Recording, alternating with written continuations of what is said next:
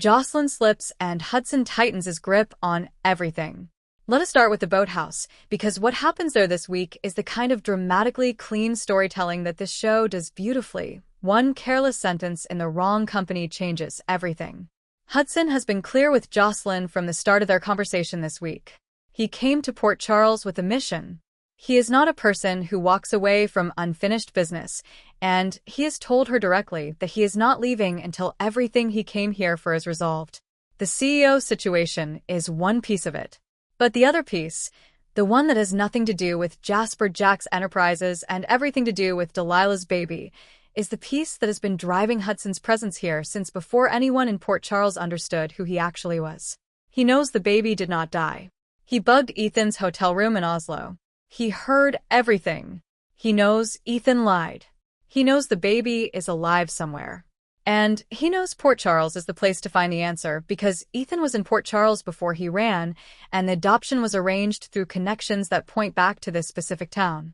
What Hudson does not yet have is the specific identification that connects a specific baby in Port Charles to the baby he is looking for. Then Chase and Brooklyn appear with Phoebe near the boathouse. Jocelyn knows Chase. She knows Brooklyn. She has genuine warmth for them and for what they have built with this little girl. The social dynamic of an unexpected run-in requires some management. You are in the middle of an argument with someone, and suddenly the people you love are standing there, and you have to make introductions and shift gears from confrontational to warm in the same breath. And in that gear shifting, in the natural and innocent process of introducing people she knows to someone she is arguing with, Jocelyn says something she should not say. It might be as simple as mentioning that Chase and Brooklyn just adopted Phoebe, or mentioning when the adoption happened, or mentioning something about Phoebe's mother dying in childbirth. Whatever the specific words are, they land in Hudson's mind, and the calculation happens almost instantly. The timing, the closed adoption, the Australian connection that Ethan had, the fact that this is the Quartermain estate, where Ethan was spending time before he ran, the baby's approximate age. All of it clicks into place with the speed of someone who has been organizing these puzzle pieces for months and suddenly has the final piece handed to them by someone who had no idea they were holding it. Hudson now knows where Phoebe is. He knows who has her.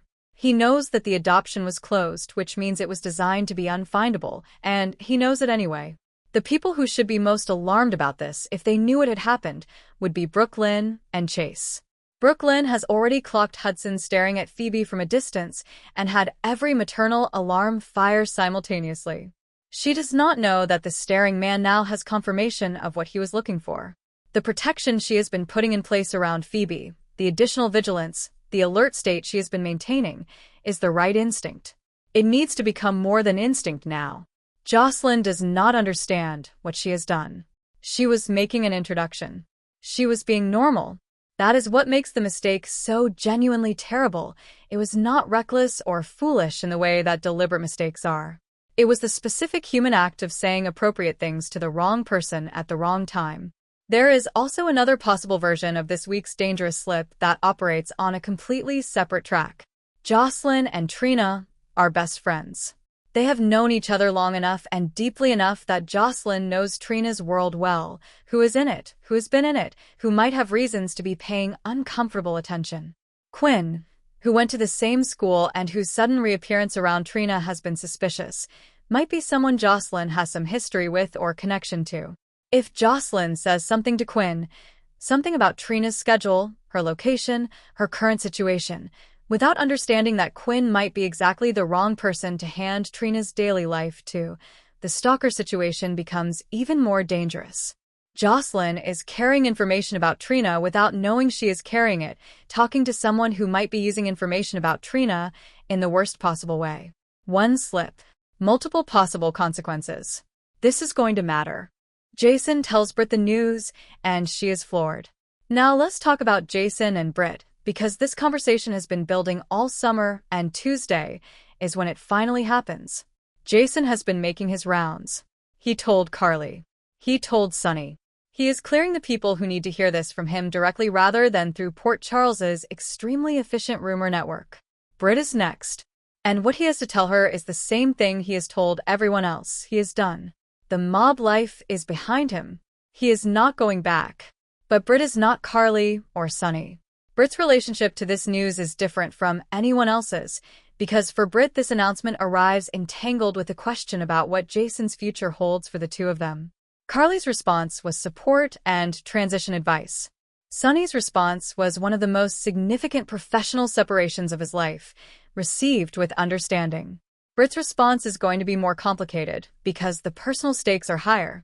The photograph from Soap Opera Digest showed Jason in a yellow uniform at what appeared to be a baseball game, which means this news is being delivered in the context of Jason actively building the next chapter rather than simply leaving the previous one. He is not just walking away from Sunny. He is walking toward something. Yelq, the Quartermaine world he spent years refusing to engage with. Danny's world, which is also the Quartermaine world, and which Jason is choosing to inhabit in the most concrete possible way. Britt is floored. The spoilers use that word specifically, and it is the right word. Not simply surprised. Not gently taken aback. Floored. The news lands with more force than she expected, which suggests she was not fully prepared for how definitively Jason is changing the shape of his life. He sounds certain. That is the thing the spoilers emphasize. More certain than he has sounded about anything since he came back from Jakarta. The uncertainty about what comes next is something he has been carrying since his return. Not uncertain about the Danny priority, which has never wavered, but uncertain about the practical shape of the life he is trying to build. The Yelq possibility has given that shape a visible form. And the certainty in how he describes it is the certainty of someone who has found the answer to a question they have been carrying. What Britt hears underneath the news about Sunny and the mob and the Yelq uniform is what this means for the two of them. And what it means is complicated in ways that neither of them has fully named yet. Jason focusing everything on Danny and on building a legitimate life means Jason is not in a place where adding a romantic relationship to the already full plate of his transition makes sense. That is not a formal breakup announcement in this conversation. That appears to be coming later, at the actual baseball game. This conversation is the preparation for that one. Britt's jaw-dropping, as the spoilers describe, is the response of someone who has been holding something loosely and just realized it is even less tethered than she thought. Ava and Lucas and Lucy and the apartment that might become everything. And finally, let us look at the other developments happening this Tuesday, because they each deserve their moment. The apartment situation between Lucas and Joe is the kind of storyline development that sounds like a logistical coincidence and is clearly the show setting up something it intends to develop carefully. Lucas has signed a lease. He is moving forward, emotionally, practically, in the specific way that people signal they are ready for something new by securing a physical space in which to have it.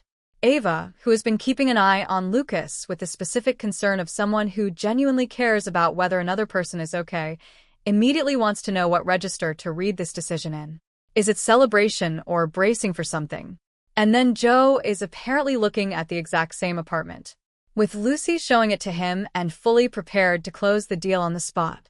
The accidental roommate setup this could produce is the kind of comic possibility that Port Charles needs in the middle of a week with this much weight in its dramatic situations. Two people who have been circling each other, who have had a warm and potentially romantic connection developing between them, accidentally signing leases for the same apartment. That is the situation that forces a conversation neither of them was quite ready to have deliberately. Whether the show goes full accidental roommate comedy or finds a slightly more dignified version of the same collision, the Lucas and Joe connection is being given space to develop in a way that feels earned by what they have already shared. Lucas has been through grief and professional difficulty and the general exhausting experience of being a good person in a complicated town. Joe has been finding his Port Charles footing with the warmth and steadiness that has made him appealing from his first appearance. Them landing in the same apartment building or possibly even the same apartment is the universe making a point. Lucy is rattled by something. This detail sits at the edge of the episode's preview without full explanation, and that is by design. The thing rattling Lucy is something that the show wants you to discover when it happens rather than in a teaser. But a rattled Lucy in the context of the deception situation and Serena's growing independence and the Michael dynamic and Tracy's contrary opinions is a Lucy whose carefully managed operation is starting to show stress fractures. She has been managing more variables than one person can comfortably manage, and the rattled state suggests one of them just got worse. Brooklyn telling Chase that peaceful coexistence with Willow is asking a lot of her is one of those lines that is funny and serious simultaneously. It is funny because of how correctly it characterizes what the gatehouse arrangement is requiring of Brooklyn. It is serious because the difficulty of coexisting peacefully with Willow is not abstract. It is operational and daily and happening in the home where Brooklyn is trying to raise Phoebe and protect her marriage and be the person she has been working to be all summer.